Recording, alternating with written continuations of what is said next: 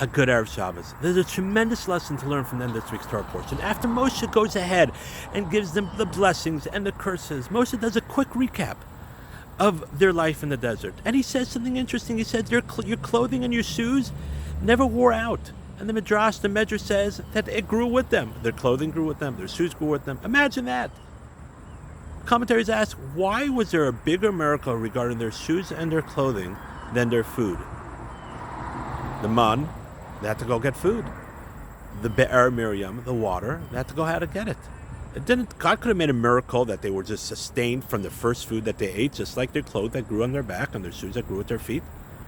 Why didn't God make that miracle? Why only the clothes and the shoes did God make that miracle? And the commentaries say something so profound and such an important lesson. He said, if you look through the Torah, we don't find that the Jewish people complained about their shoes and their clothing. They complained about their food, about the water, were thirsty, were hungry, but they never complained about their clothing. So God said, of course I'm making a miracle to sustain you, but since you complained and you didn't wait to see what I was going to do, you didn't have complete faith, the miracle will be a little smaller. You're going to have to work for it. You're going to have to go out and get the food, the money. You're going to have to go to the well and get water. But your clothing that you never complained about, that's going to grow with you. That will be the highest miracle. This is such an important lesson so many times. If we just wait a little longer, see how things turn out, not be a complainer. We could ask, we could discuss. We have to figure out, of course we have to figure things out. But don't whine, don't complain.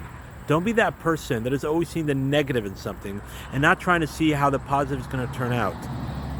And wait a few minutes and see, maybe they'll take care of it. And if not, of course, have a discussion. But don't complain. Let's always be positive. Let's always have that faith in God. And remember that He will always take care of us.